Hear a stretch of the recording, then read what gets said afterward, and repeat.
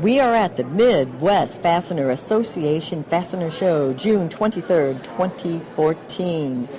The men are fishing and the women are in charge. So say hello, Sue. Hello. And we're here with the Brooks Jeffrey ladies. Say hello, Jody. Hello, hello. And say hello, Jessica. Hello. And everyone, be afraid. The women are in charge.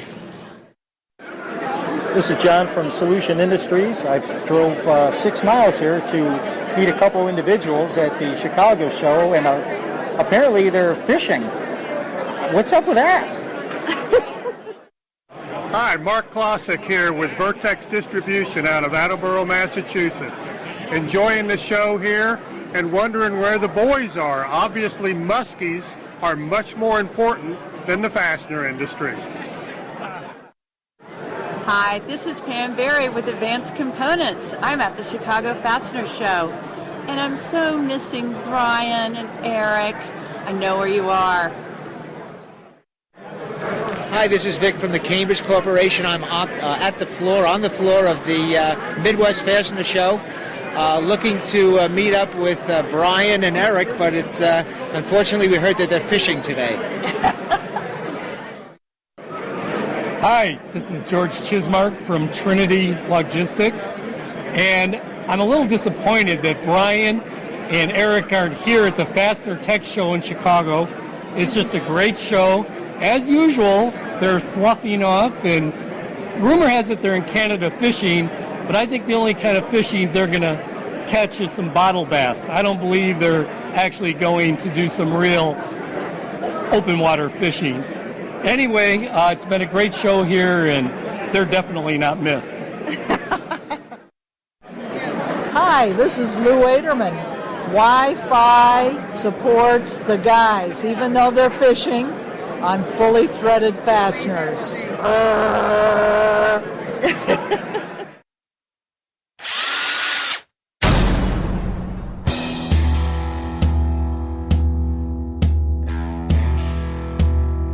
It's time for Fully Threaded Radio.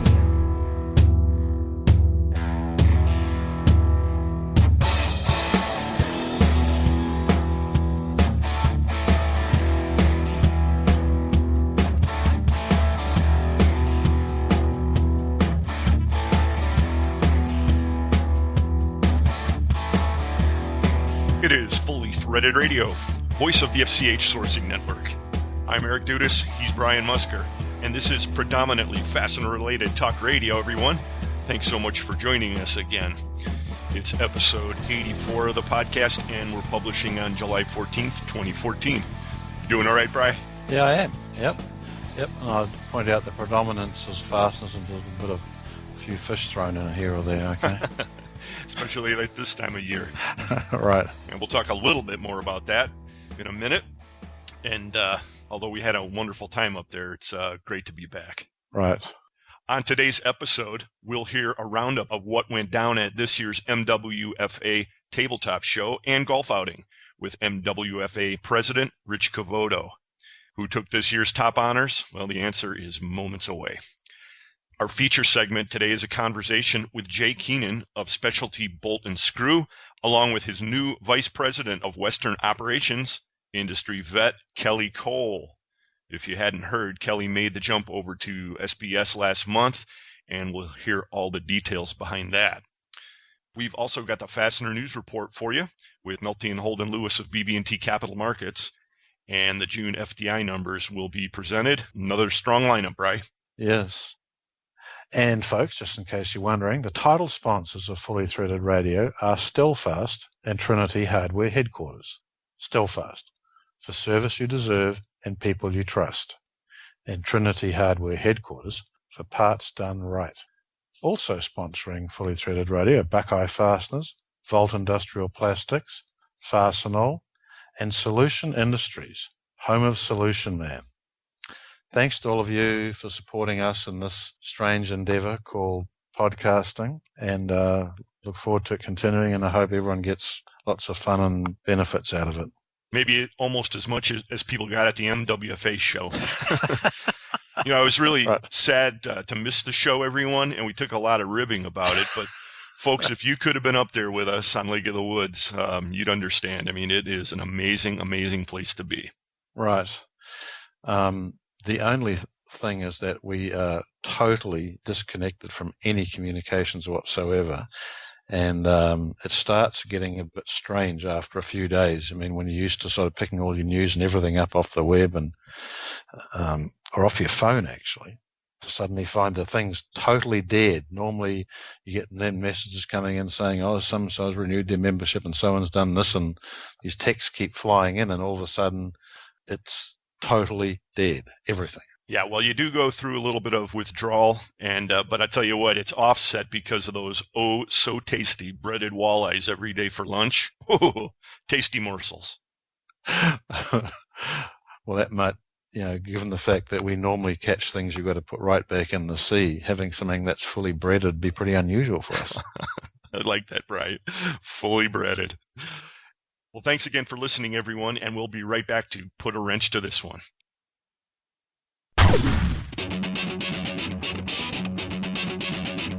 When top quality and outstanding service are at the top of your list in fastener suppliers, turn to Stellfast. Since 1976, Stellfast has grown to become an industry-leading importer and manufacturer of the highest quality industrial fasteners, specialty items, and automotive parts. Our array of facilities across North America and in Asia, along with full quality control labs and ISO 9001-2008 certifications, ensure the highest quality parts, and at Stellfast, they're delivered with undisputed service excellence. We're family-run and dedicated to your success. Our customers have come to depend on the expertise of our staff and the quality of our products. We also offer a wide range of secondary services to meet some of the toughest requirements you might have. Contact Stellfast today through our website at www.stellfast.com and put us to work for you. Stellfast. Service you deserve, people you trust.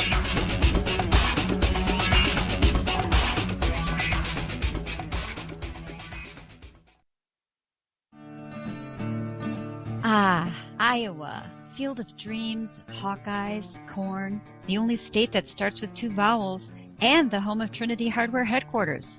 What's so special about Trinity Hardware Headquarters? How about the fact that offering 30,000 types of fasteners just wasn't enough variety? So they've added new lines of packaged clamps, rib neck carriage bolts, and plow bolts. And who doesn't need new plow bolts after this winter? Trinity Hardware Headquarters also has over 600 cushioned clamps made in the USA by KMC, 18 sizes of ribbed neck carriage bolts, and over 40 sizes of plow bolt kits. And that's just the new stuff. They're still stocking their 400,000 square foot warehouse top to bottom with screws, nuts, bolts, washers, fittings, just about any fastener you could possibly need. And you can order 24/7 online from trinityhardwarehq.com. Or call 888-232-1010 anytime. Trinity Hardware Headquarters, for parts done right.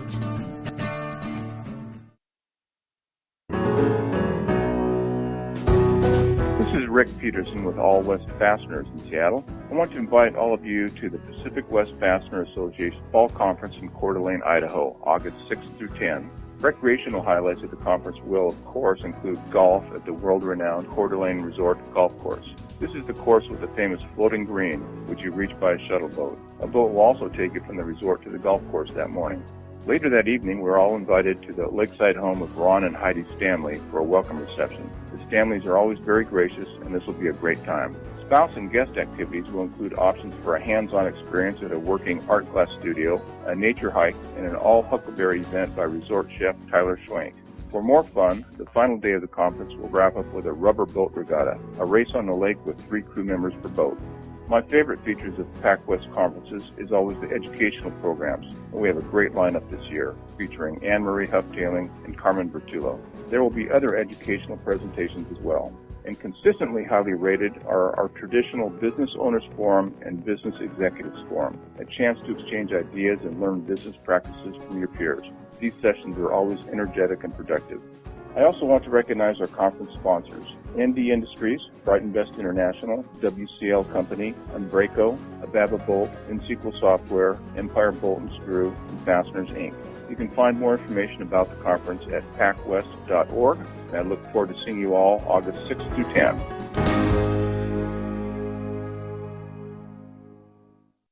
Since 1905, Buckeye Fasteners and the Ohio Nut and Bolt Company have been supplying the world with high-quality fasteners. Our standard product lines include weld fasteners, braided weld screws, leg levelers, self-clinching hardware, clevis pins, rivet nuts, and various other fastener lines, allowing us to support virtually all types of industries. We have complete custom manufacturing capabilities in low carbon, medium carbon, and stainless steel materials, and our quality systems are registered to ISO standards.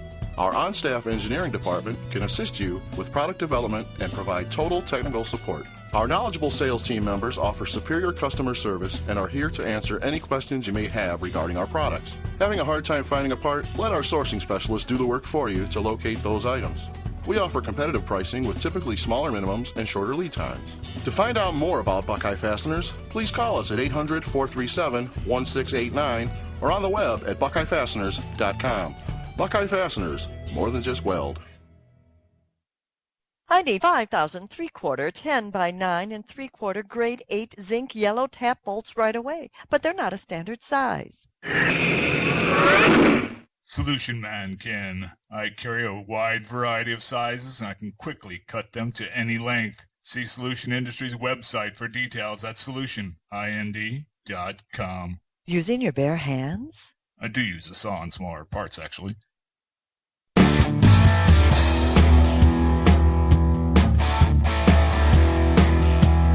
I'm Gary Graham with National Threaded Fasteners here at the Midwest Fastener Show in Chicago.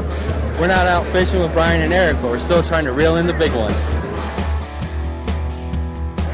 Hey, this is TJ with International Fasteners. Just wanted to touch base. Notice you got the B Squad in today. Everybody up there enjoying some fishing. Hopefully they're going to bring some of that catch back for the next show. We would like to enjoy some of that good eats, but hey, if I could get out there, I would myself.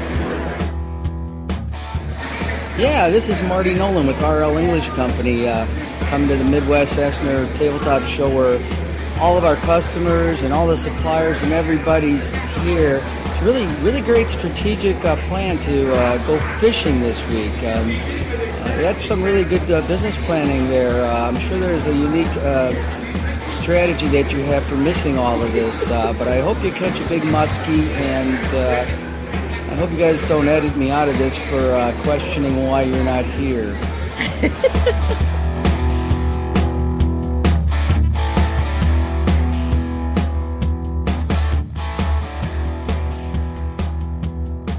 Hey folks, you can get with us anytime at the email address ftr@fullythreaded.com.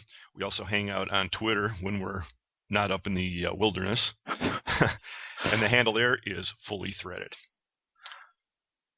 We're the people who bring you fastenersclearinghouse.com. That's the FCH sourcing network website for that, fastenersclearinghouse.com. Giant website, online, free to use if you're searching or sourcing for hard to find parts.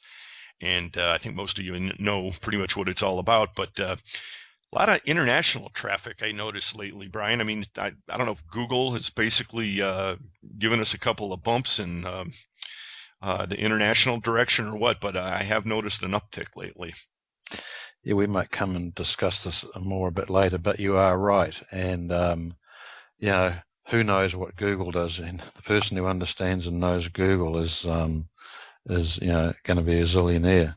We all just suffer because of changes that they arbitrarily make.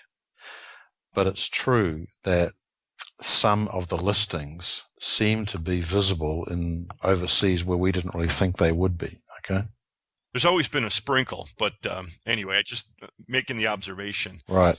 Also, regarding FCH folks, we were not, as previously mentioned, at the MWFA show, but we do appreciate everybody who stopped by our booth and visited with Sue Rice and the lovely and talented Lynn Dempsey. They had a great opportunity also to work with Jody Elizabeth Jeffrey, and we've got this new quick site program, which we're promoting on the show now. If you listen to some of the ads, you'll hear some details on that. We'll be talking more about that on the podcast, and Jody will be joining us in Vegas as well. But thank you for stopping out there. And the MWFA was very gracious in helping Sue and Lynn and getting them set up, and they even had a big fluffy sofa right next to the booth, which is cool. Right. It's like a page out of Vicki Lester's play. I know. I was thinking, we're missing is the foot massager. But we'll hear more about that show and what went on in just a few moments. Before we get to that, wanted to bring to everybody's attention something that's being reported currently on Global Fastener News. It's headlined, Under 40 Fastener Industry Group Forms. And apparently, we have yet another new organization. Man, they just keep springing up, right? Wow. This one is the brainchild of Ryan Curtis, who's 29, and he's with Stealthfast. He apparently operates out of their New Jersey facility. And I guess the gist of it is they're going to be promoting this group for people under 40 to share experiences and so forth. And it's just getting off the ground. Details are on this story out there at globalfastenernews.com. And there's a nice picture there of Ryan and Jackie from the Chicago Stealthfast facility. And right between them, there's Simi. Wow. Yeah, nice picture there. Oh, okay. All under 40. I wish.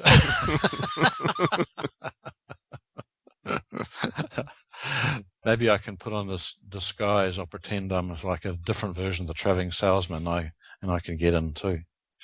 Yeah, he'll loan you his traveling hidden palm costume, huh? I know. I need more than a palm tree to get into that, I think. So. Well, we'll have to have them on the show one of these days to get a little bit more detail on what's going to happen there, and I'm sure they're just getting some traction. But having said that, on our last episode, we announced that FCH is supporting a scholarship to the Fastener Training Institute, and we're going to announce the winner of the scholarship at this year's Vegas show, Bourbon Room After Party Bash.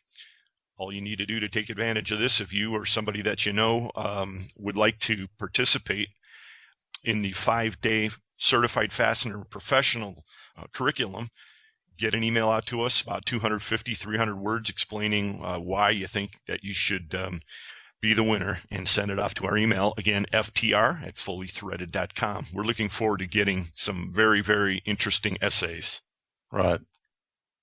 So, Bri, I think it's been firmly established that we were not at this year's MWFA tabletop. That happened back on June 23rd, but fortunately we've got somebody on the line with us now who absolutely was there, and I'm sure you were living large and in charge. Rich Cavoto. Hey, thanks for joining us. My pleasure, guys. Thanks for having me.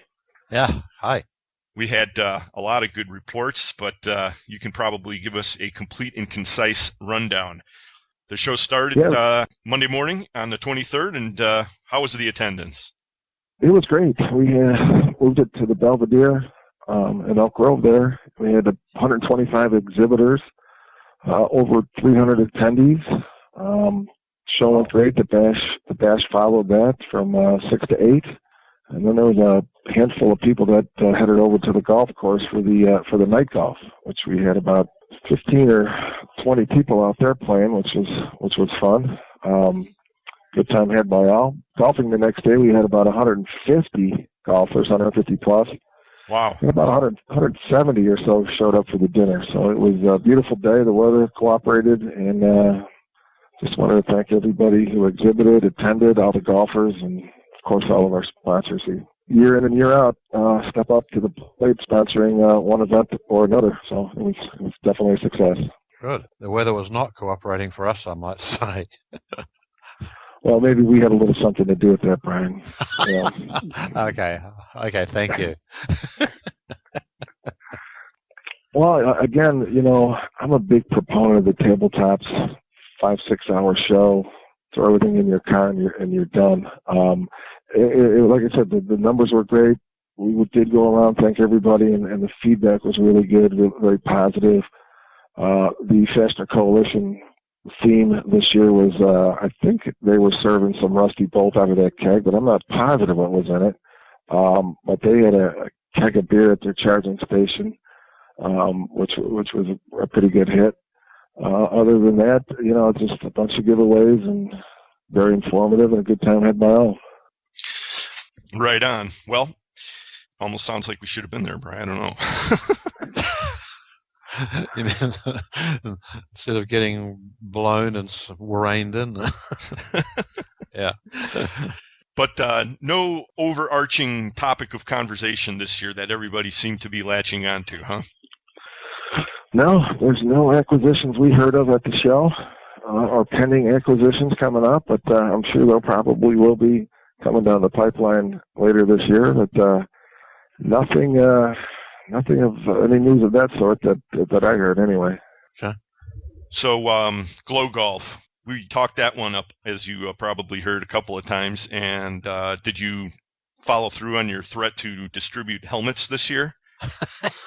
Well, but one person that I was actually aiming for was in my group, so I really couldn't really hurt him unless I didn't see him and hit him with a club. But we played with Wayne Wishnu and had a good time with his group. It's a quick 4 holes, and it's a fun event. As long as you don't step into a hole or walk into one of the lakes out there, you're fine. Right.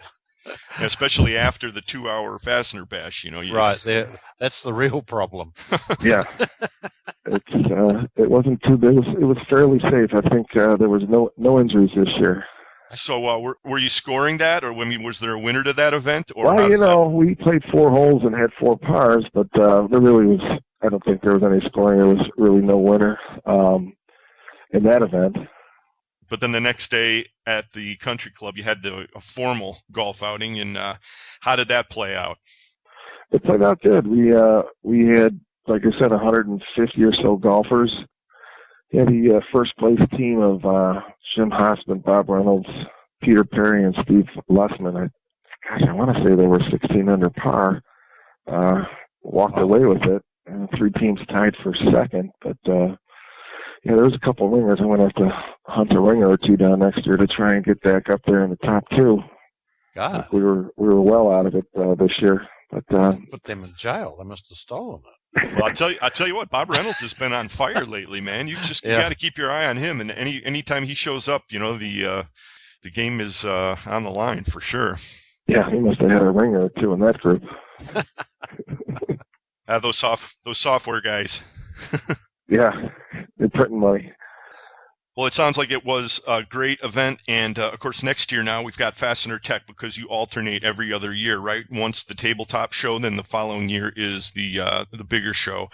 I'm sure you've got a lot already. You and Nancy Rich, executive director over at MWFA. Anything to report on that event next year? Well, I tell you, she's already got 12 to 15 people signed up for it, so she's pretty excited about getting that off the ground.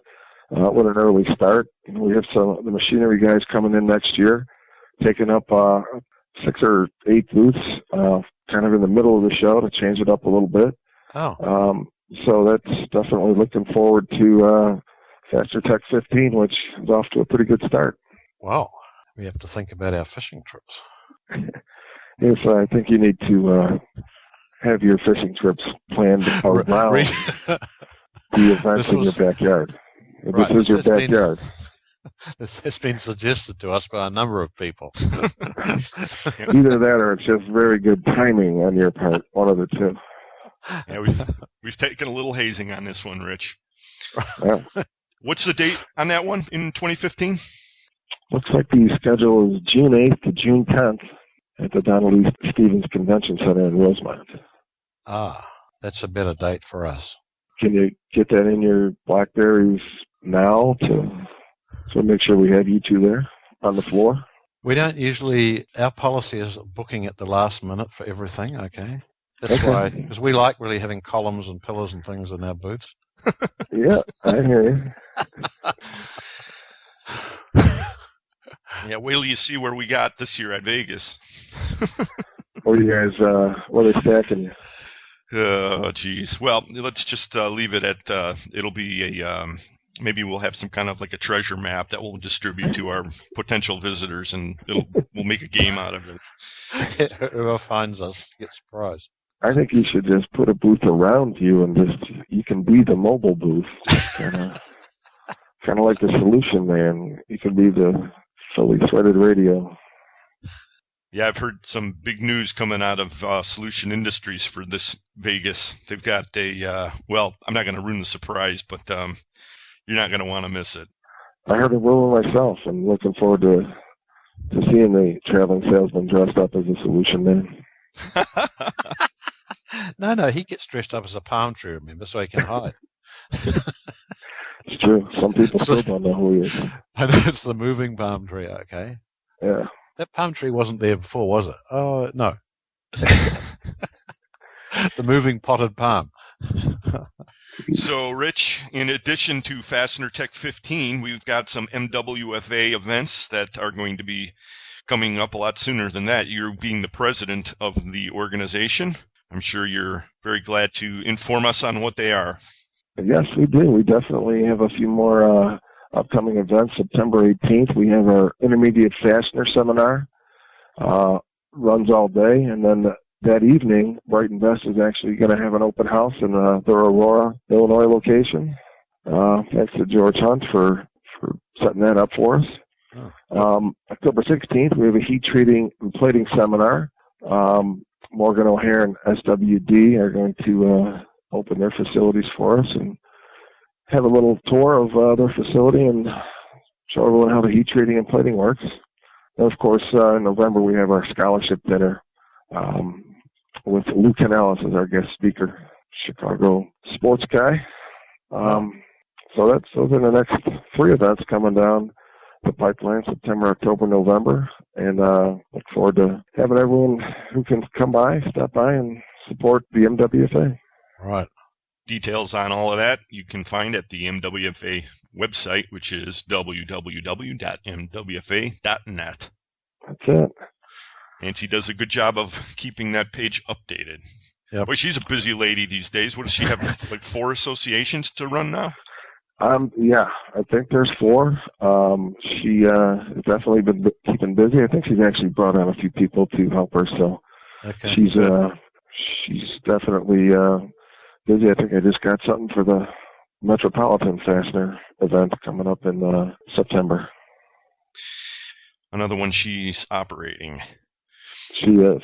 You know, on the subject of fastener training, you've probably been hearing a lot about the Fastener Training Institute. We've been talking a lot about it on the show and so forth. How would you compare and contrast the classes that MWFA offers to what they're doing?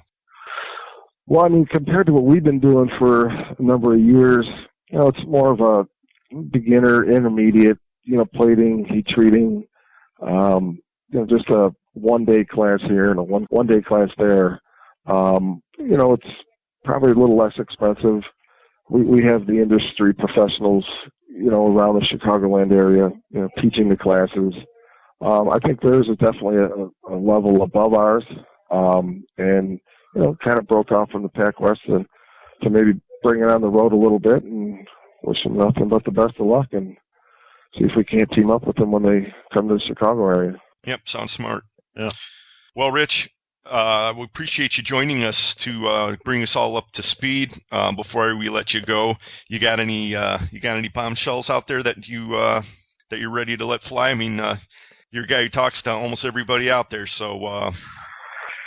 You know, I'm going to save the bombshells for the update after the Vegas show for you. Because that's, I think, when usually the bombs start getting lobbed. So, yeah, I really don't have much. But if I do, you guys will be the first to hear it. Keeping it tight to the vest. You got All it. right, thank you. Well, Rich Cavoto, you're the president of the MWFA, and you're also the sales manager for Metric and Multi-Standard. Appreciate you joining us. Yeah. Thank you, guys. Appreciate having us on here. Take care, guys. Yep. Brian and Eric, fully threaded radio. It's Fastener Dog-approved talk radio for the fastener industry. Mick Jagger once said, "You can't always get what you want." Well, that's just not the case with Trinity Hardware headquarters.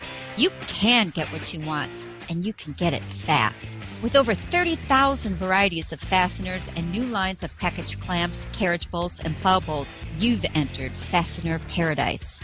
Trinity Hardware headquarters also provides a long list of services to complete your fastener experience. New services such as custom packaging, kitting and polybagging, mill shipments, hold and release and pallet or quarter keg shipments make Trinity Hardware headquarters your one-stop shopping destination. They also offer secondary services such as patching, machining, drilling, coatings and platings, and parts to print or industry standards. You know, Mick also complained about not getting any satisfaction. He just hasn't yet come to Trinity Hardware headquarters. And don't forget, you can order 24/7 online from trinityhardwarehq.com or call 888-232-1010 anytime. Trinity Hardware headquarters for parts done right.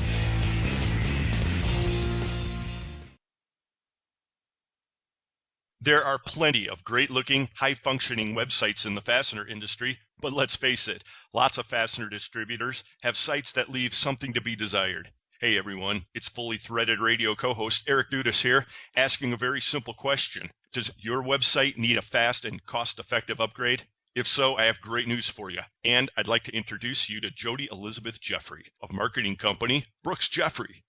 Hi, y'all. This is Jody Elizabeth, and we're so delighted to be partnering with the FCH team to bring an all-new fastener distribution website solution to the industry. It's called Fastener QuickSite. Everyone in the fastener industry knows FCH, and Brooks Jeffrey has been in the marketing business since 1984. We started working with fastener websites such as the Fastener Connection in Houston and Southwest Fastener Association. Then we met up with the guys from Fastener Clearinghouse. That's right, Jody. Your team does a fantastic job of providing great-looking, easy-to-navigate websites for small to mid-sized businesses. And your content management engine updates make it as simple as can be. Fastener QuickSite brings all of these features to fastener distributors. It's fast, full-featured, simple, and affordable. Thanks for saying so, and I agree. That's why we have hundreds of websites now in service across a broad array of companies and organizations. Better yet, for the fastener industry, we've created a website package that uses the FCA Quick Catalog and Quote Builder. This allows fastener distributors of every size or technical ability to compete online by presenting their inventory listing on the web, but at a small fraction of the cost and with much less complexity of a full-blown e-commerce. Hey folks, stay tuned to Fully Threaded Radio, as we'll be talking a lot more with Jody Elizabeth about the many benefits of Fastener QuickSite for fastener distributors who need to move to the next level with their web presence.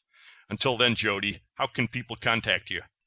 I'd be delighted to hear from any Fully Threaded listeners who need a fast and affordable website upgrade and who'd like to have the power of the FCH search interface right on their own website.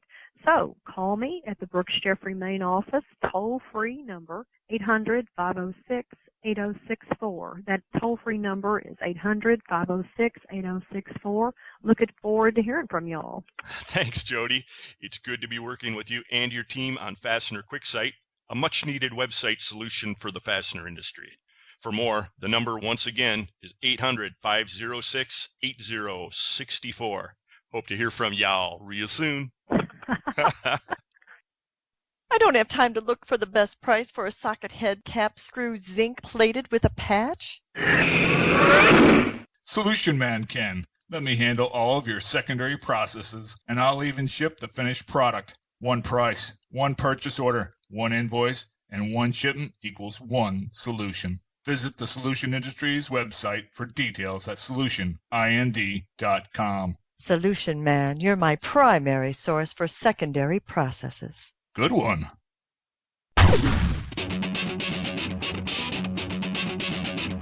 When top quality and outstanding service are at the top of your list in fastener suppliers, turn to Stelfast.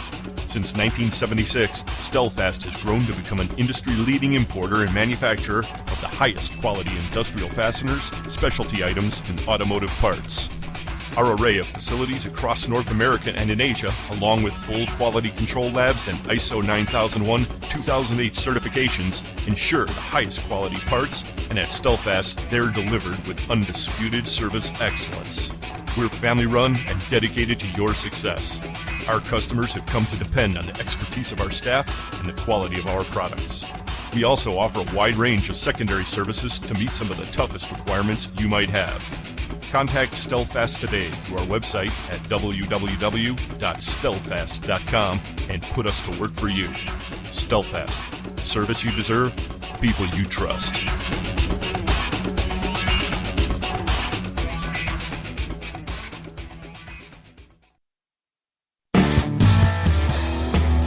This is Josh Glazer with Glazer & Associates, glazerbolt.com, your full line online source for fasteners. You're listening to Fully Threaded Radio.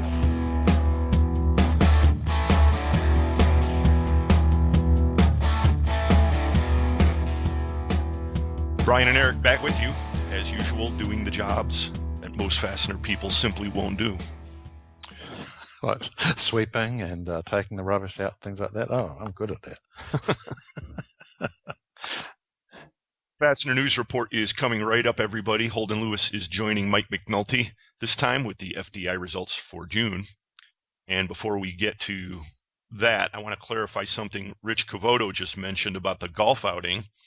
It turns out that right after we recorded that segment with Rich, I spoke with InSequel President Bob Reynolds.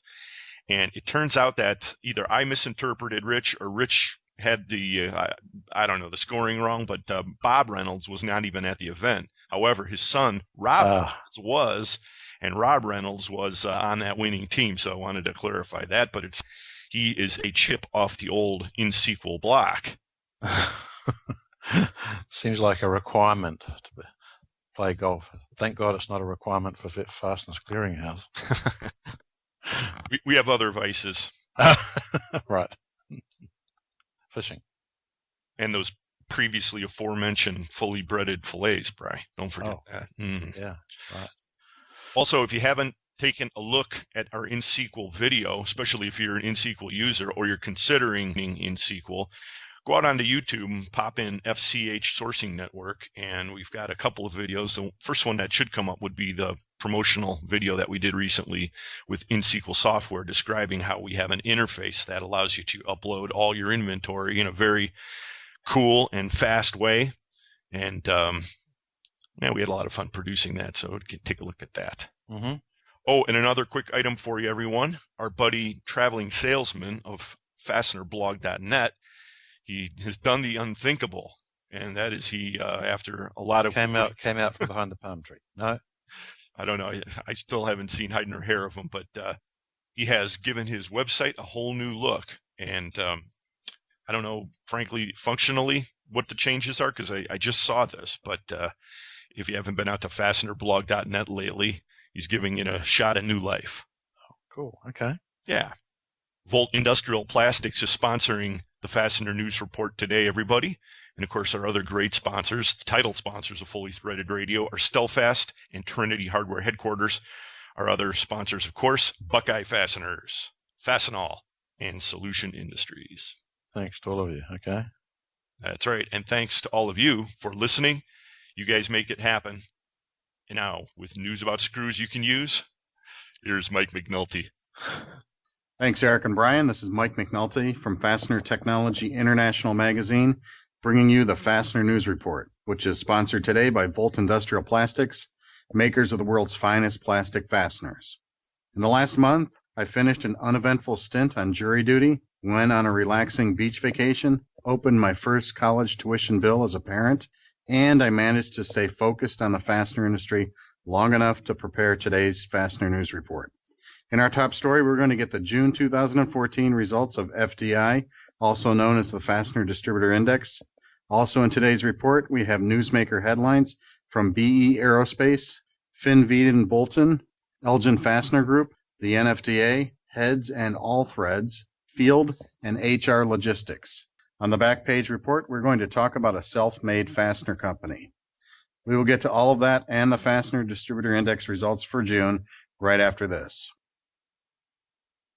Whether you need a small or large number of fasteners, there is no reason why you should have to sacrifice quality or service for that matter. Volt Industrial Plastics takes great care with each and every order to ensure you receive a quality fastener in a timely and affordable manner. Our state-of-the-art production equipment allows us to produce any quantity you request quickly and efficiently. And with same-day shipping on nearly 1 million in-stock fasteners, we carry an inventory so you don't have to. Visit us online at voltplastics.com to find out more about our quality American-made products. Volt Industrial Plastics, manufacturer of the finest plastic fasteners in the world. Fastener friends, if you're looking to celebrate a big sale, or if you just want to unwind after a tough day on the job, do it with the golden brown goodness of Old Rusty Bolt beer.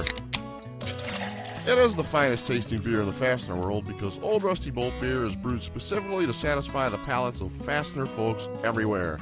That name again, Old Rusty Bolt beer. An Old Rusty Bolt added to every bottle to enhance flavoring. Get some today. The preceding message was brought to you by Buckeye Fasteners and Holden Bolt Company, official Fastener show sponsors of Old Rusty Bolt, the preferred beer of traveling salesmen.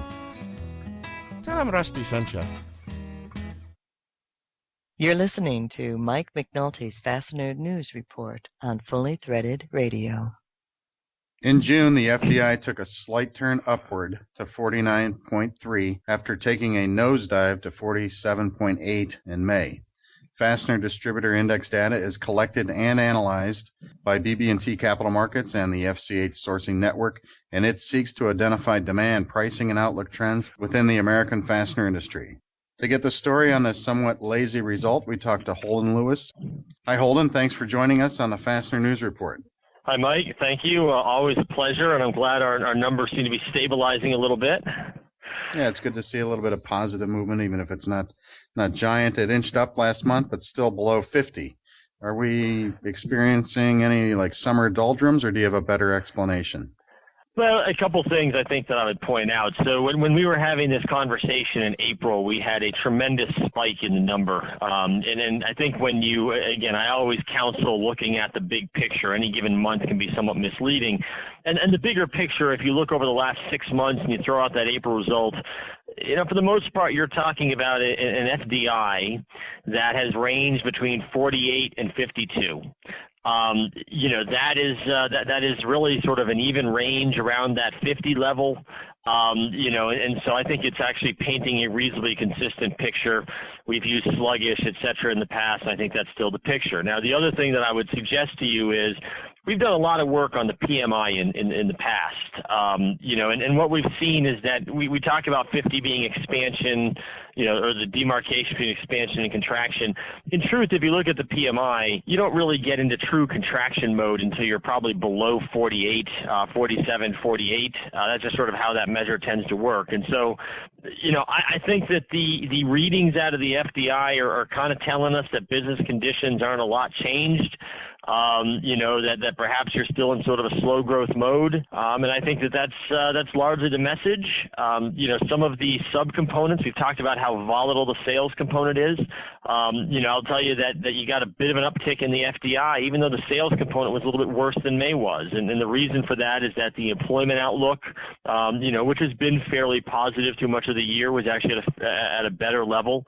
You saw, supply delivery slowing a little bit.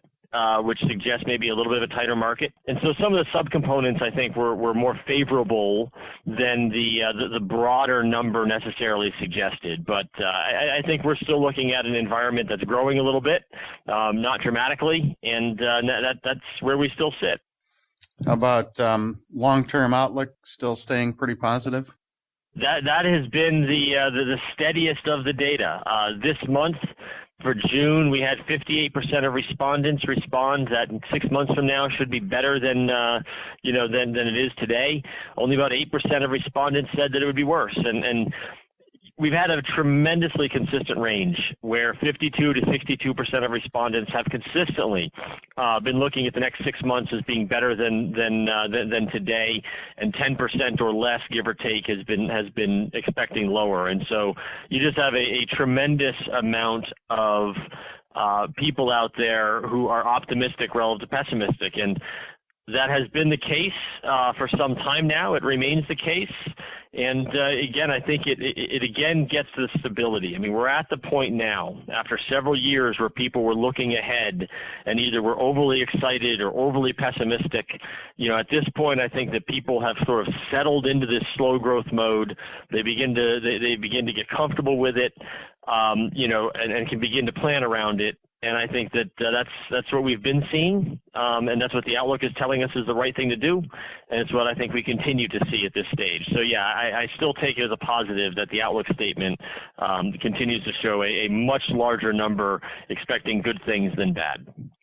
So in other words, the fastener distribution is something you can count on.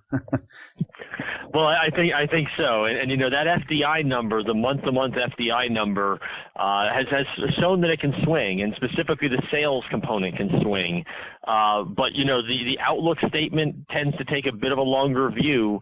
It's nice that we're getting a bit more stability in that metric, and it hasn't proven itself to swing month to month in the same way that sales figure can. So it does.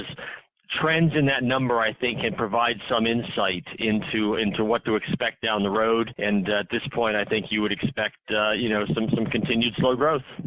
All right. Now, off air before we started the recording here, you said you had some financial results from people like Fastenal. What did you find out today?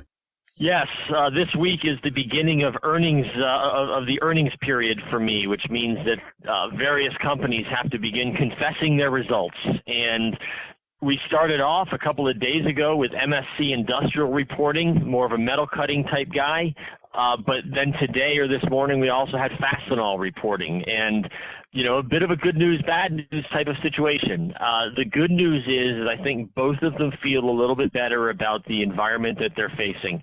MSC in particular is seeing somewhat better trends for metal cutting.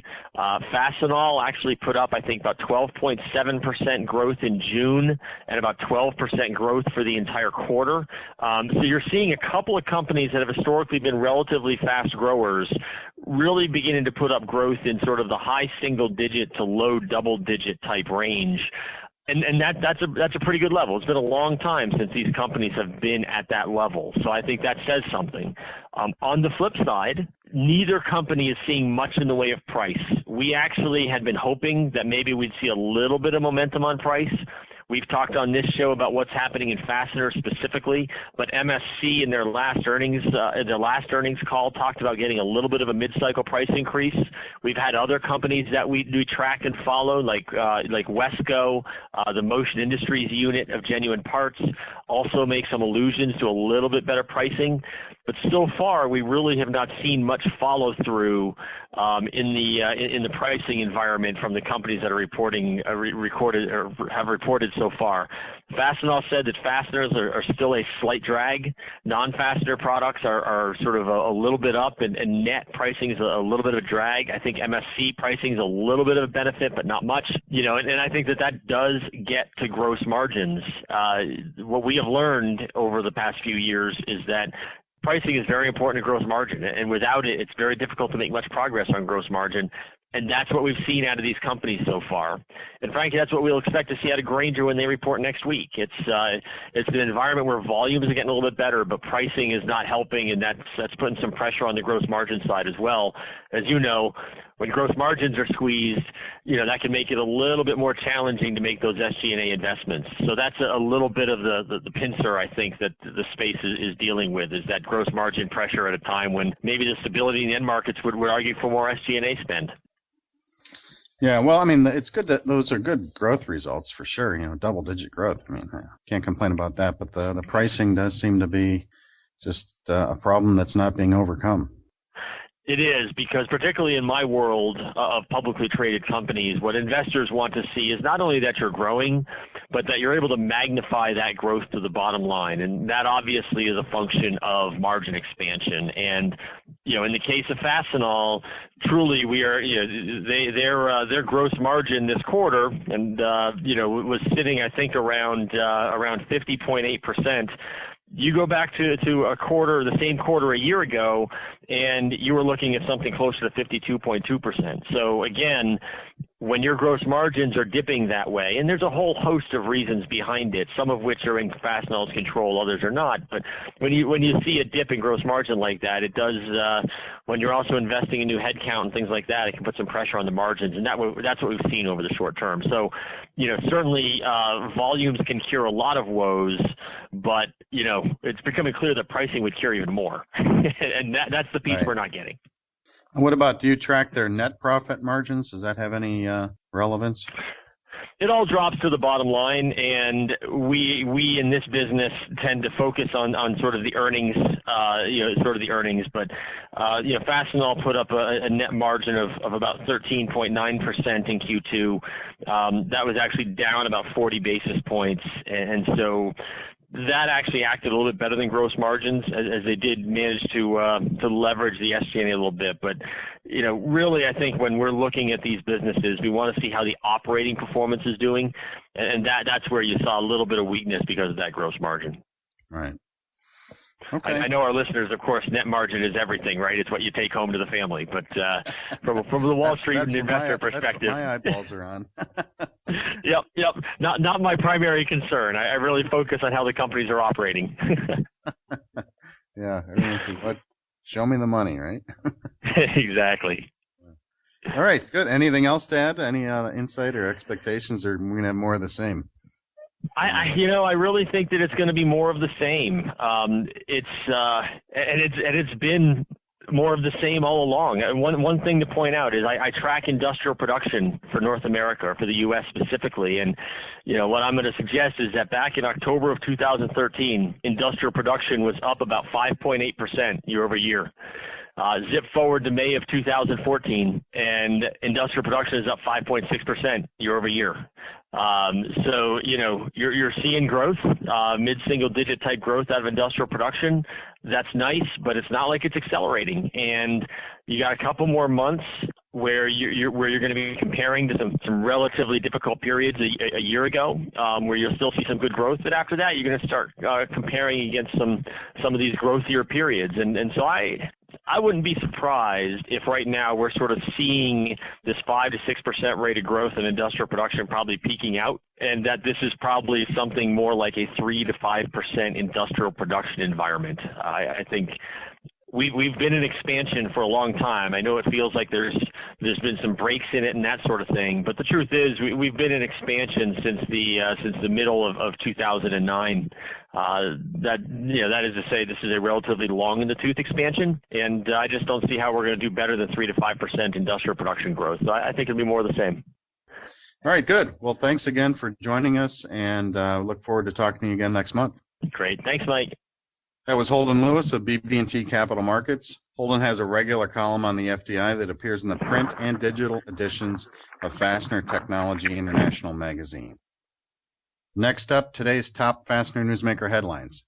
BE Aerospace, aircraft cabin products maker and aerospace fastener supplier, is separating into two independent, publicly traded companies, one focused on aircraft cabin interior equipment, and the other focused on aerospace fastener distribution, logistics, and technical services. The first company will be called Manufacturing Company, and the other will take the name of Services Company. Finnveden Bolton in Sweden has established a new group executive management team, which will concentrate specifically on its international fastener business following its divestment of its metal structures business last month. The company name will also change from Finnveden Bolton to Bolton. The new management team consists of Tommy Anderson, President and CEO, Helena Wennerstrom, Executive Vice President and CFO, Magnus Karlunger, Technology and Business Development, Torbjorn Herpe, Purchasing, Anders Carlson in Marketing and Sales, Jorg Neveling in Production, and Camilla Orisvard, Corporate Communications. Elgin Fastener Group in Batesville, Indiana has announced the addition of Clayton Morris to its outside sales team. Based in Charlotte, North Carolina, Morris will serve as EFG's technical sales rep in the southeast region of the USA. He'll be covering the states of North Carolina, South Carolina, Georgia, Florida, Alabama, Mississippi, and Louisiana. Paul Tiffany of Copper State Bolton Nut was elected as the 2014-2015 president of the National Fastener Distributors Association, NFDA. Casey McElhon of Assembled Products will serve as the vice president. Marty Goree of Elgin Fastener Group is the new associate chair, and Kevin Rydell of Hodel Natco will remain on the board as immediate past president. Heads and All Threads, the UK-based supplier of fasteners and related products, is building a 1,200 square meter facility in the Czech Republic. Completion of the €1 million warehouse and office complex is planned for January of 2015. In addition to the UK, the company also has operations in Poland and India. And our top newsmaker headline is that two fastener suppliers, Field in Illinois and HRS Logistics in Texas, have merged. Field has averaged 20% growth year over year since 1990, and it plans to reach $100 million in sales in the next few years. This plan of growth includes organic growth as well as growth through mergers and acquisitions like the HRS Logistics deal. HRS Logistics has achieved 155% growth rate over the last 4 years, and it has a proven track record for outstanding performance with its customers. Field President Jim Derry and HRS President Ray Robinson are expecting significant improvements and opportunities for both organizations as well as their respective customers and suppliers. Finally, let's turn to the back page for a report on a self-made fastener company. There are dozens of mom-and-pop companies in the fastener industry, each with their own story, and several that start from nothing. Here is one that recently caught my attention. Comar Screw Corp. In Niles, Illinois, is celebrating 45 years in business this year. Marvin Koshin started in the fastener business in Chicago in 1961, working for legendary fastener distributor Carlton Screw. In 1969, Koshin started out on his own and founded Comar Screw Corp. Early in the 1970s, he purchased the assets and machinery of a cold header company that was going out of business in the southeast USA. With this purchase, Comar began manufacturing fasteners. Today, Comar continues to manufacture cold-headed screws and rivets up to 3/8 inch in diameter, in addition to having in-house screw machine capabilities and large diameter threaded rod and anchor bolt manufacturing capabilities. Employee number 1, Norman Young, retired from Comar in July of 2014. In the early days, Koshin and Young were the purchasing, sales, warehouse, and delivery men for the company. Today, Comar has 5 divisional distribution warehouses in Fort Smith, Arkansas, Nashville, Tennessee, Brecksville, Ohio, Springfield, Missouri, and Louisville, Texas. Comar continues to service OEM customers as a full-line fastener distributor and manufacturer. Marvin Koshin is still very much involved in the company, with his son Stephen serving as Comar's current president. Sarah Alzamora is vice president. I don't know anyone at Comar, but I sure like hearing about successful fastener companies that are self-made. This has been Mike McNulty of Fastener Technology International bringing you the Fastener News Report. Remember to send your news, pictures, comments, corrections, or complaints to me at mcnulty@fastenertech.com.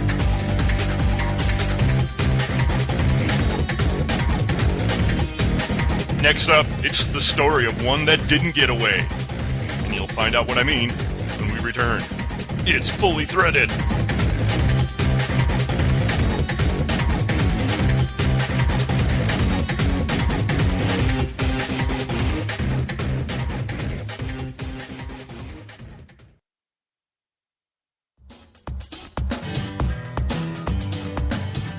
Where do you go when you need fasteners fast, or a unique part that you can't live without? 3 words: Trinity Hardware Headquarters. You can easily find whatever you're looking for with our convenient online catalog that features over 30,000 different types of fasteners available in packaged quantities, product kits, and assortments. And now you can order over 2,000 of the most popular line items online 24/7, 365. Whether you're looking for standard inch and metric sizes or one of those hard-to-find parts, it's not hard to find at TrinityHardwareHQ.com. With over 400,000 square feet of warehouse space in locations throughout the Midwest and South, filled with over 18 million pounds of fasteners, Trinity Hardware Headquarters has exactly what you need. When you can't afford downtime, let Trinity Hardware Headquarters hold it together with the fasteners you need. Visit our website at www.trinityhardwarehq.com or call us at 888-232-1010.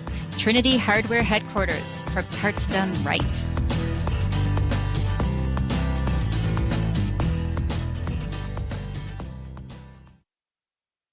Hi everyone, it's Brian Musker. If you're listening to Fully Threaded, then you're no doubt aware of the FCH sourcing network found at fastenersclearinghouse.com.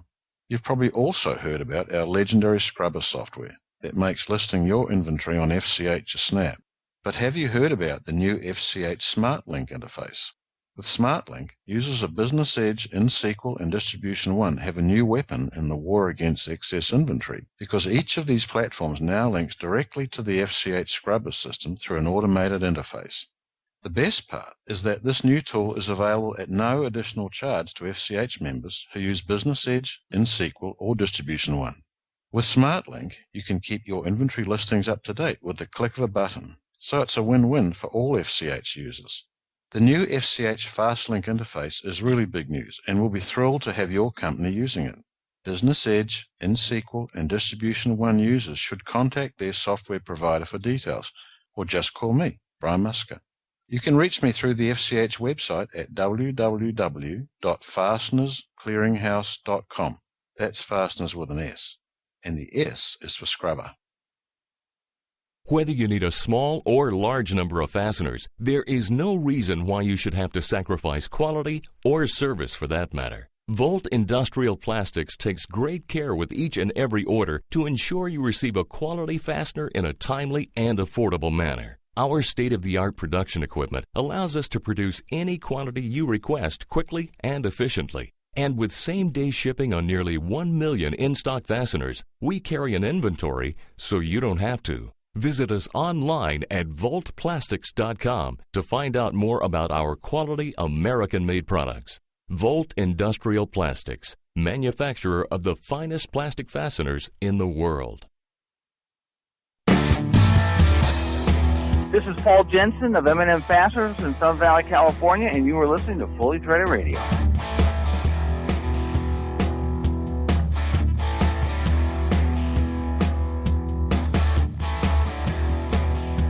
You know, lately on Fully Threaded, it seems like we've had a theme that we've been building on, and that is people leaving or nearly leaving the fastener industry. We've had a lot of fun with that. And just a few weeks ago, we had another example when it was brought to my attention, at least, that there was an email out there in circulation that an industry veteran had left his post of many years, and there was a little bit of a question.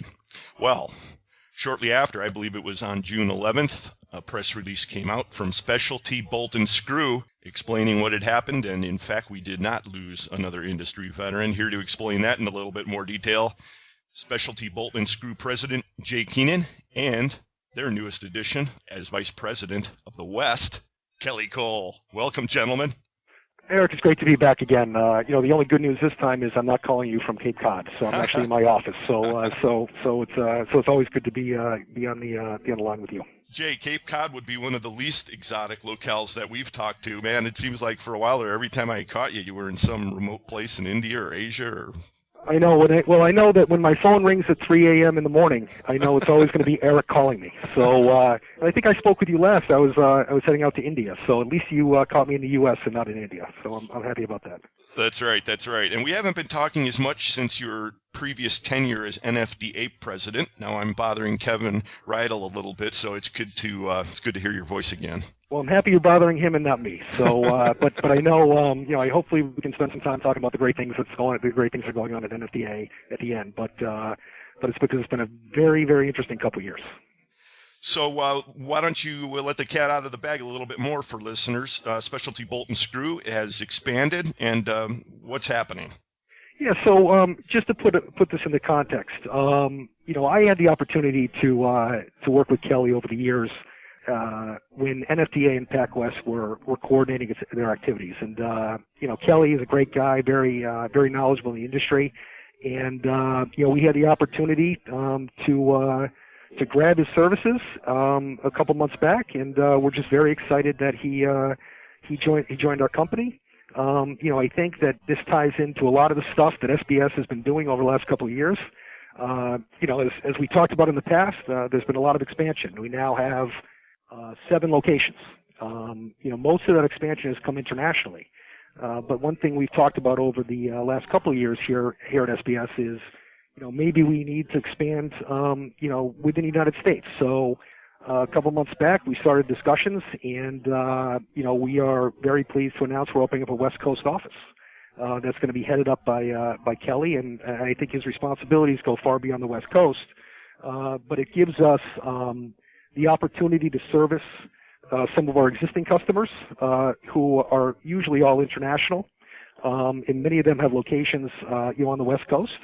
And it also gives us the opportunity to bring the expertise that he has to the table to service a lot of our customers internationally. So we're thrilled that he opted to join us, and I think it's going to be a great partnership over the next couple of years as we continue to grow the business and expand out west. Congratulations on the move, Kelly. Well, thank you, Eric. It's good to talk to you again, and it's a pleasure to be associated with Jay and Kevin Queenin. It's a great organization. Over the years, I've had the honor to work with them on an association level, so we're familiar with one another, and our styles kind of mingle together very well.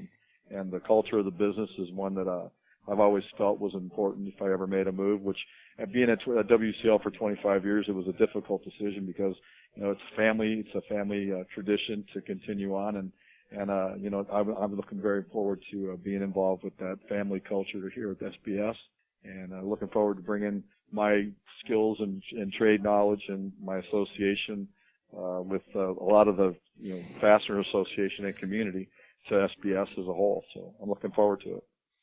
Now, did you have any fun with people during that brief blackout period where nobody knew where you were headed? Well, it was more or less taking a breath because it's been a busy 4 or 5 months for me. It was a difficult decision that I've been pondering for a number of years now, and the people that are within the close knit community of my circle that knew me very well, we're all very shocked but pleased. I spent the first 4 or 5 days honestly answering probably about 1,400 emails so that I could put a personal touch on my decision and et cetera. And I got it was an overwhelming response, and it was nice to be embraced by a lot of people that you've touched. Well, I've got a couple good stories. So, a couple weeks after Kelly joined us, the NEFDA, the New England Fastener Distributor Association, was having its annual golf tournament probably about 10 minutes down the street from our facility. So my father, Kevin, was in a foursome, and they were ready to tee off. And there were probably about 10 or 12 people there, and all of a sudden, the discussion started to center around Kelly Cole. And everyone was wondering where he went. Now, Kevin was sitting there smiling because he was about 10 minutes down the road at our office. So Kevin came back and told me that story, and we were laughing. And the second thing is, Kelly was up that week, as I said, and a lot of the national people were in for that tournament. And O.J. Simpson from Stelfast was telling me that he went down to the bar at the local Marriott, and he thought he recognized Kelly and was wondering what he was doing there, and but didn't really want to make a scene. And then when the press release came out, he put two and two together, and it was O.J. and I got a good laugh out of that. But it is a small world, and what I found is that Kelly has a tendency, I think, to know almost everyone involved in the industry, which is a great asset for him. And again, he is many years working in this industry with a lot of contacts, and we're just very happy that he's now on our team and we're moving forward. Yeah, it was an overwhelming sensation to get that many emails, but I will have to admit that when Kevin asked me to earlier in the week if I'd like to join the golf outing and the evening participation at their dinner here at the NEFDA, I had to decline because I felt that because the announcement hadn't been made that I'd be surrounded by people and questions. And he said, "Well, do you think you'll know anybody there?" And I was like, I think, yeah, I'll know quite a few. Oh, yeah. All the years of traveling with reps and customers all over the country, you become familiar with a lot of people. Sure. You'll be spending most of your time in the West, though, so the good news is I think there's still plenty of open-toe shoe experiences ahead for you. Oh, absolutely. And we're going to have him do a lot more international travel now. I know that, our business model is such that a lot of our business comes internationally. So, so we're excited that Kelly's going to be able to work with many of our customers in whether it be Europe, Canada, Mexico, Asia, on a variety of projects, and And so I have a feeling he's going to be traveling even more than he did before. This summer alone, I think he's out here every other week as we work to launch that our location between Los Angeles and San Diego.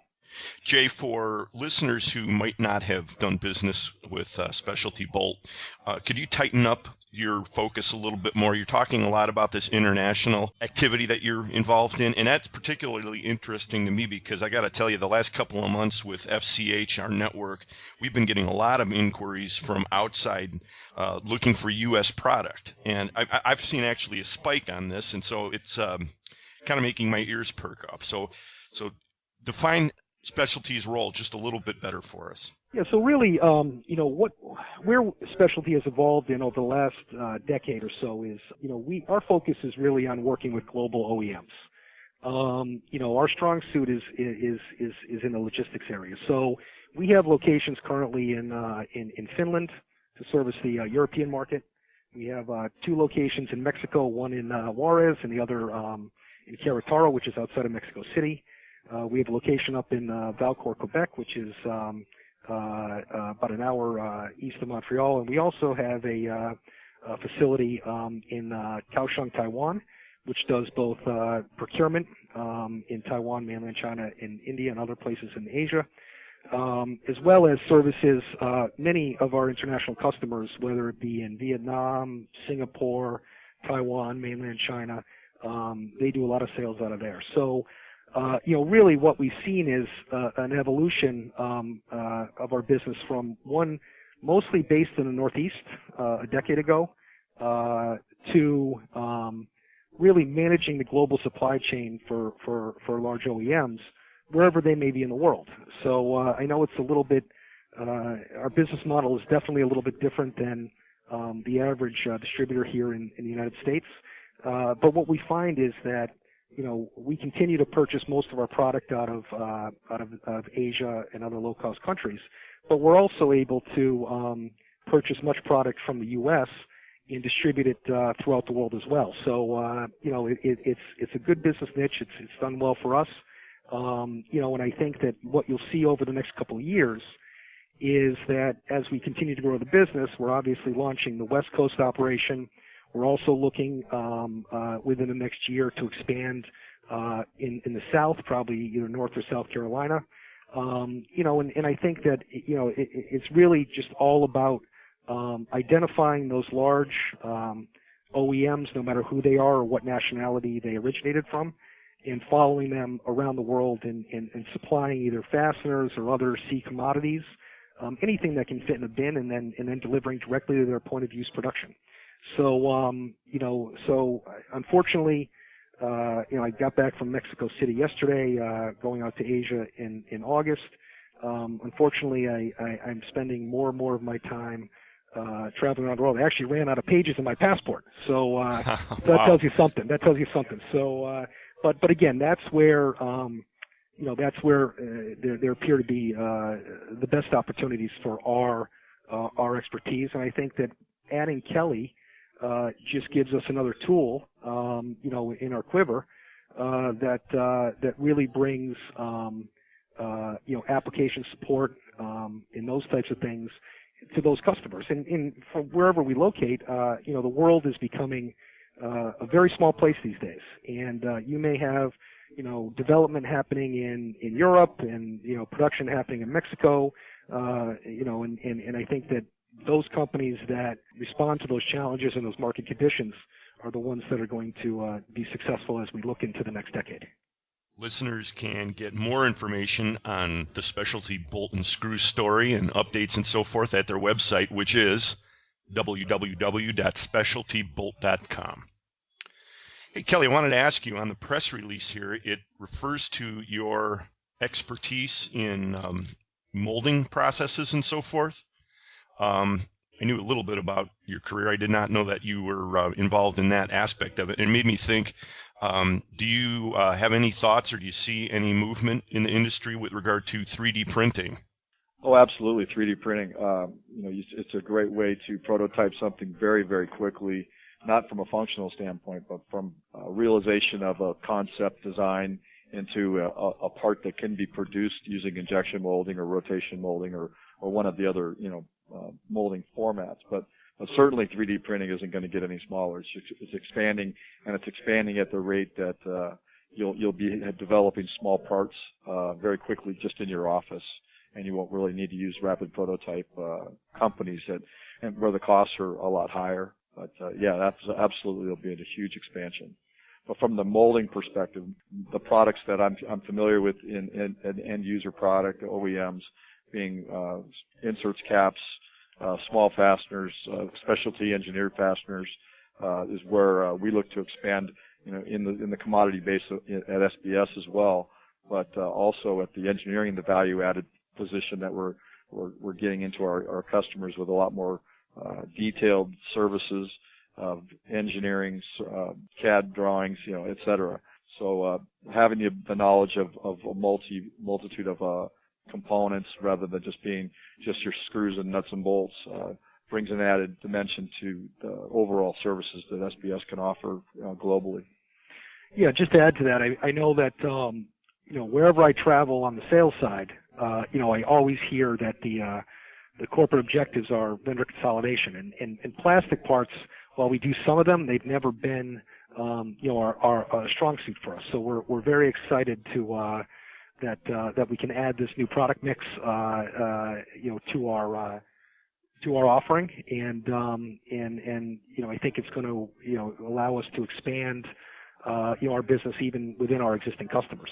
So the expectation that Kelly and I have talked about and that we agree on is that for many of our customers, existing customers here in the Northeast and around the world, we're going to be looking to add that product mix to the inventory management programs that we currently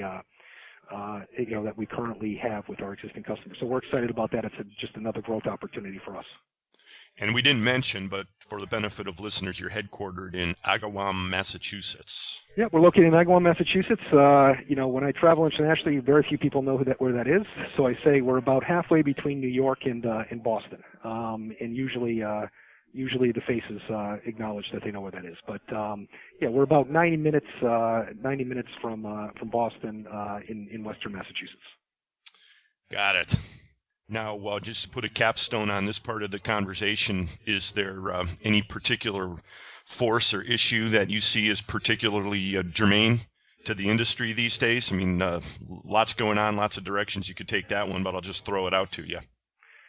Well, I think that in the move that we made with Kelly is something that is driving a lot here in the industry. I mean, you see the increased demand from our OEMs that we provide engineering and application support to them in addition to the inventory management solution. So I think that you've seen many companies bolster their engineering application departments. So I think that's going to continue to be a trend as these large OEMs look to have the experts in the field and not necessarily their engineers really drive development and prototypes and those types of things. And I think that this move is a response to that change in the marketplace, which has been happening slowly over the course of the last decade. Absolutely, Jay.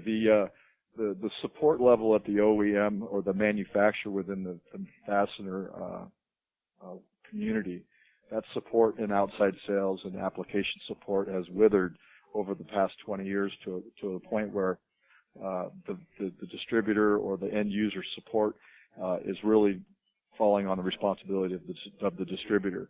And as consolidation in the industry has occurred over the last 10 to 15 years, those resources become less and less available. So I think as reasonably as possible, the companies that are surviving these times, these upticks and downturns, are finding that they've got to provide more resources and provide additional training to their current employees, which is caveat right into Fastener Institute for Training and the new Fastener Education Foundation that's been established to institute training within all realms of the fastener community, whether it be at the distributor level, at the manufacturer level and even at the tooling and design of fasteners and the fabrication of fasteners. So a lot of good, exciting things are coming from the evolution of the industry, and a lot more will come in the future. Yeah, I'm glad you brought up the training aspect. I mean, that is definitely something that has got, I think, a lot of mind share currently. It's got a lot of momentum. Last episode of Fully Threaded, we had Simeon, who has joined the board of the foundation, and I understand that you just had your first board meeting. Hopefully that was pretty productive, but there's no question that upgrading the general knowledge and the overall value of what distributors can provide is going to be a key. Well, working with IFI gave us a lot of insight as to other sectors within the fastener community. With all the work that I've done with PacWest within the fastener training world and FTI, launching FTI, gave us a real purpose to launch the Fastener Education Foundation, because the need for deeper level training was really part of where the problems that end up at the end users, the OEM kind of can got embraced, if you will. The need for training within the larger corporate manufacturers, the ITWs, your Nucors, your large bolt manufacturers, they're all stressing the desire to have more in-place training for new employees that are operating machinery, as well as the end user of manufacturing a product that uses that nut and bolt, and understanding the true application of what's required. So these all things are becoming very well entrenched within the education part of our industry, and a lot of people are embracing it very, very openly to expand it, not only contribute to it physically by helping us find trainers and helping us find material and things like that, but actually funding and offering sizable charitable donations to help fund those aspects of training. I can say from experience that Fastener Training Institute, has been a great initiative that was launched by the PacWest many years ago. A couple of funny things. I mean, first of all, I had the opportunity to participate in the program in Cleveland when I joined the industry a couple of years back. And I think Kelly was one of the presenters. When I was learning all about fasteners and different applications. The second thing is, we actually, after that experience, we brought the Fastener Training Institute here to Specialty Bolt, not only to put our employees through the week-long training. We also brought in many customers from Mexico and from Canada to participate, and then we opened it up to other distributors in the area. So we did a week-long training up here, which proved very beneficial, because most of our employees have very little fastener background. In the past, you used to be in the industry for 20, 25 years, but as those folks are retiring, to bring on new people and to give them the skills is very important, for all distributors around the United States. And the funny thing is, when Kelly was first came here and we started our discussions, we look on the wall and I had my plaque from the Fastener Training Institute with his signature on it. So the world is a funny and small place sometimes. A funny and small place. Yeah, great story. Hey, Kelly, I hope I'm not putting you on the spot with this one, but in regard to online training, I know there's been a lot of discussion, and I know there are plans afoot. How close are we really at seeing a robust online offering? Very good question, Eric. We've had the plans in place. It's a difficult proposition to put online training in place with all the different formats that are out there, and with the information. And number one, it's gone through a transference from paper to different media content to enable us into PDF to be able to present it in a very timely and time-sensitive manner to the distributor who wants to invest in their employees in an online training. And we've got the platform available, but we need additional funding in order to have true training in place. The demand financially has been on PacWest for many years. And we really tried to, by having FTI broaden itself and putting it out there into the industry as its own entity, we really wanted to embrace the whole fastener community to, number one, push their training to FTI so that we can keep the costs down, But by keeping costs down, you remove profitability, which then removes the opportunity to invest into these other platforms. So we've really, that's why FEF came about, the Fastener Education Foundation, was a way for us to get charitable donations put into that fund to be able to offer, whether it be funding for online training, which is substantial, or scholarships for further education in mechanical engineering, et cetera, where fasteners are weekly trained in our education society today. I think an OEM engineer might get about 5 minutes at fastener training. I think everyone as a distributor would recognize that as a weakness in the customer base training level that's out there. So certainly, the training community needs funding, and we've got some things in place now that hopefully will allow for that to transfer to that online training. So our goal is to, within a year, have that online content through a robust contribution program with FEF. That's great to hear. So just rally us up some money, Eric. We're doing our part, so. Now, I know both of you gentlemen have been intimately involved with the NFDA. I think you both were not able to attend the recent meeting down in New Orleans, but you probably have some information on how that all went. What did you hear?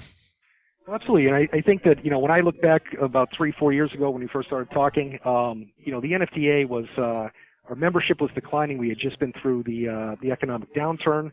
A lot of companies were struggling.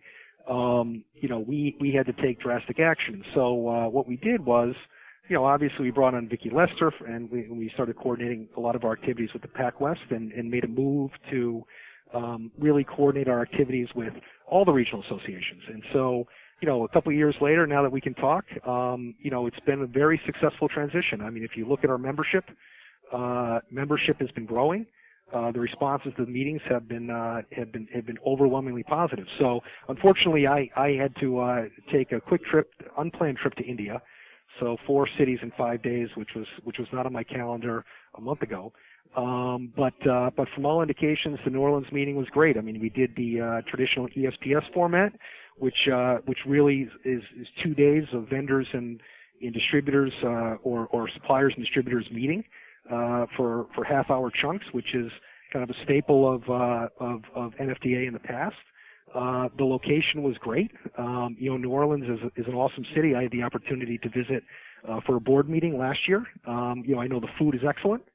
So I think that overall we seem to have gotten back to that great NFDA atmosphere. I mean, we rented out a restaurant similar to what we did in Chicago last year. So we're trying to do things a little bit differently, not just having the hotel chicken. We're bringing people together.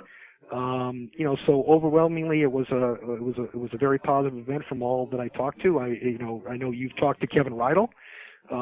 He's the outgoing president now. Paul Tiffany from Copper State is now the new president, and he brings a whole lot of energy to that position. Even though he broke his leg and was not able to attend the meeting on doctor's orders, which was shocking.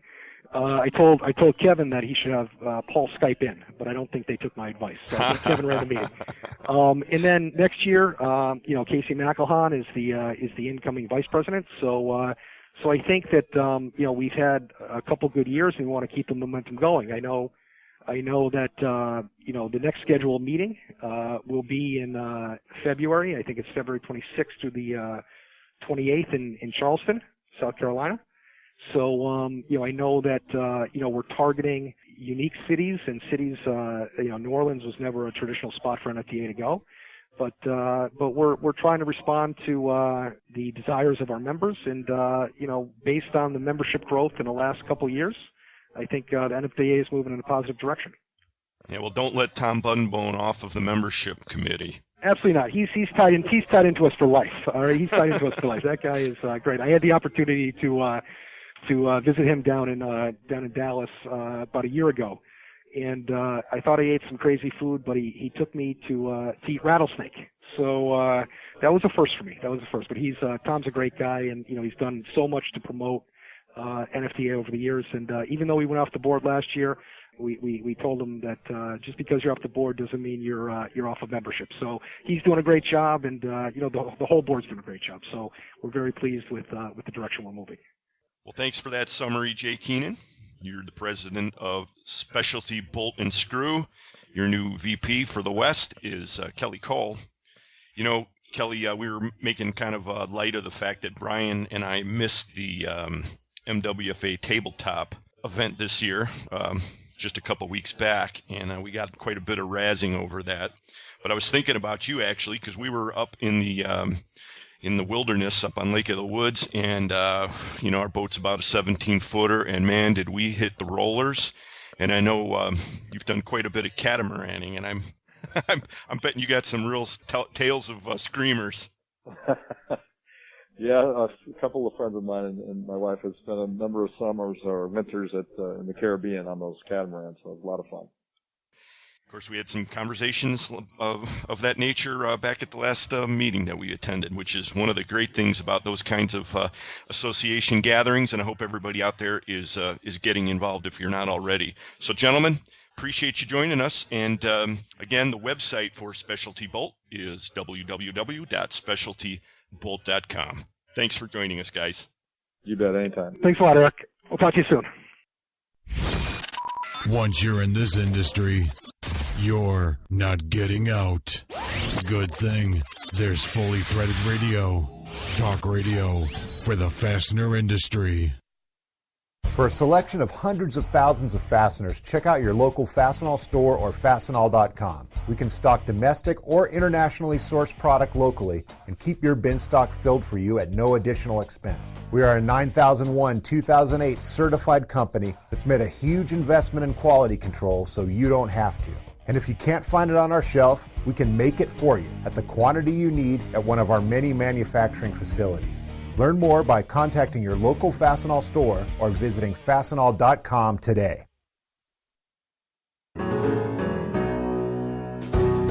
This is Rick Peterson with All West Fasteners in Seattle. I want to invite all of you to the Pacific West Fastener Association Fall Conference in Coeur d'Alene, Idaho, August 6th through 10.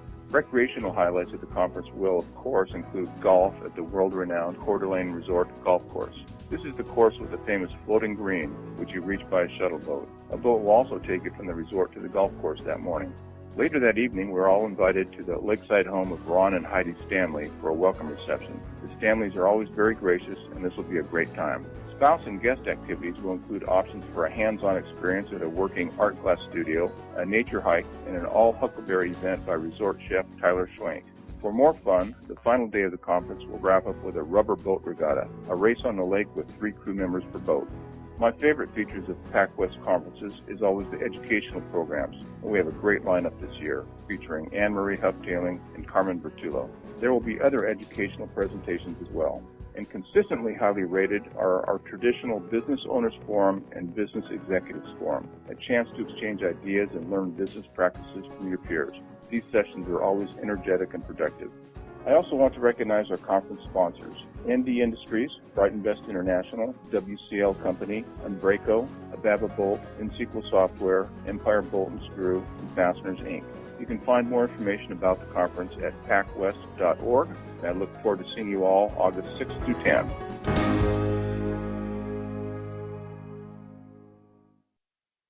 I know my customers' yearly usage, but I don't have the warehouse space to store it. Solution Man can. Submit a blanket order, and I'll not only set up release dates, I'll offer you bulk pricing too.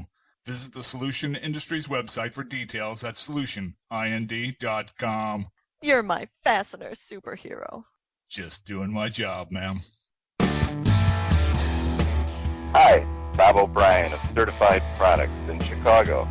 You're listening to Fully Threaded Radio, the largest proponent of free beer in the fastener industry.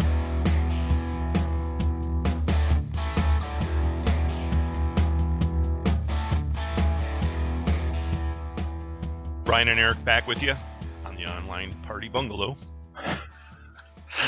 The Party Bungalow was actually being thrown around in fairly choppy seas 2 weeks ago, actually.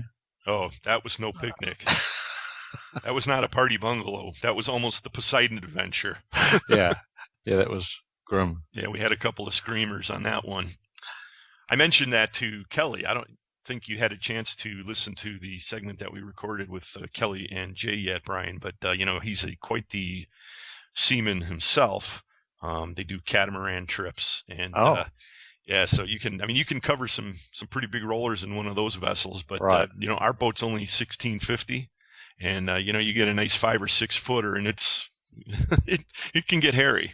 Oh yeah, and this lake that we fish on has some very wide open areas. It also has a lot of islands, thousands and thousands of islands. But when you get a stretch that's like 2 miles across, and you've got a strong wind, it can make tides, and it makes big. In fact, we had rollers actually. I've never seen them breaking all over the place.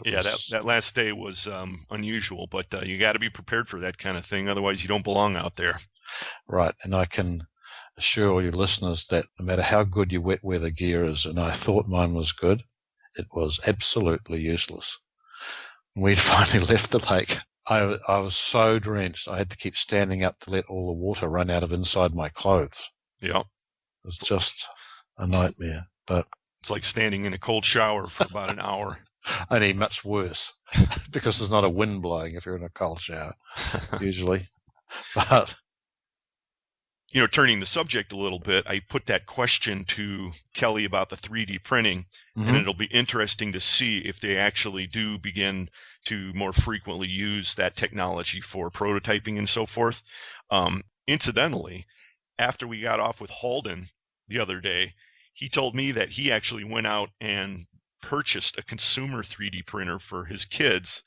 And, he's quite the Luddite, actually, kind of a self-admitted one. But, he's also an adventurous guy. And so he said they printed their first couple of items, and, he's just beginning to cut his teeth with all that. So. Oh, cool. I wouldn't have to say that. I wouldn't have expected that from the Holden that we met up in Chicago that day. Good. Shows. Well, you got to know where some of the technology is leading the industry, okay? Because that's sort of where it is. That's right. We're going to have to revisit the subject of 3D. We haven't really talked about it too much on the podcast lately, but I think we're due for a segment because there are some really cool things happening out there. Yep. And with that, let's thank the guests on today's episode. And they were from Metric and Multi-Standard, president of the MWFA, Rich Cavoto. Also Jay Queenin and Kelly Cole of Specialty Bolt and Screw. Mike McNulty of Fastener Technology International magazine had the Fastener News Report for us, along with the aforementioned BB&T Capital Markets analyst, Holden Lewis. Thanks to all of you. Yes. The title sponsors on today's episode were Stellfast. For service you deserve and people you trust, it's Stellfast. And Trinity Hardware Headquarters. Trinity, for parts done right. Also supporting the show today were Buckeye Fasteners, Fastenal, Volt Industrial Plastics, Fastener Technology International magazine, and Solution Industries, home of Solution Man. Get with us anytime, folks. Our email is ftr@fullythreaded.com. And, of course, get out there on the FCH sourcing network anytime you're looking for a hard-to-find part. If you want to get your inventory up there and let us help you to get some business on it, hey, you know where to find us. That's www.fastenersclearinghouse.com. Right, 1.1 million parts there now. And inquiries from all over the planet. Right, yeah, and speaking of all over the planet, we had a very interesting email came to us from a guy in Australia who was searching for certain types of bolts, apparently, for a machine, some sort of machine in his factory, okay? And up came Fastener's Clearinghouse. And two things come from that. One, it's very interesting to know that we'd be visible so easily in Australia and anywhere else in the world, actually. But he made the comment that that one of the things that we should add to the information that comes up about the supplier is whether the supplier is able to ship overseas.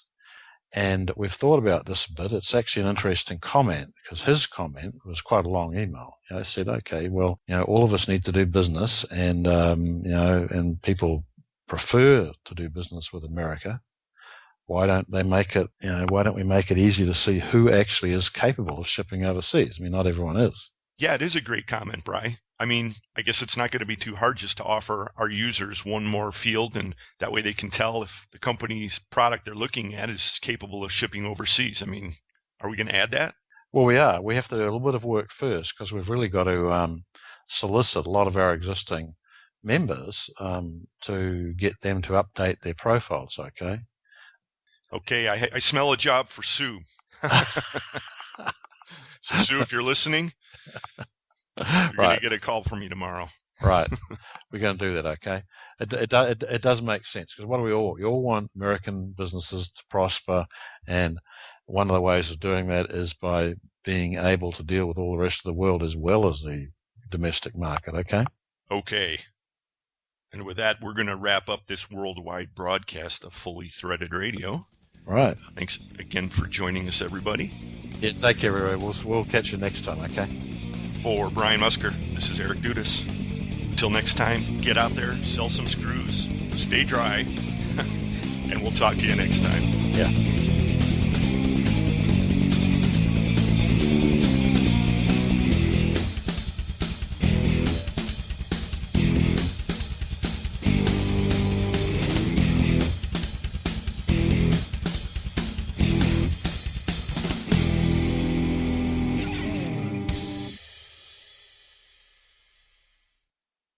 Fully Threaded Radio is a production of Fastener's Clearinghouse.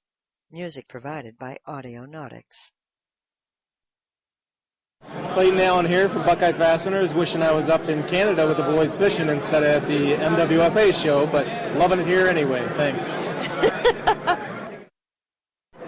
Hi, this is George Hunt with Brighton Best International here live at the Midwest Fastener Association Tabletop Show. I hope the boys are having fun fishing. It's been a great day here in Chicago. Hey, this is Charlene Roberts with Continental Air out of Alsop, Illinois.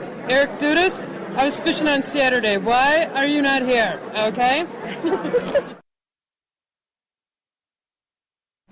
Jason Ledvino with Packer Fastener and Supply at the 2014 Chicago Fastener Show. Big fans of Fully Threaded Radio and enjoying our time here with Lynn.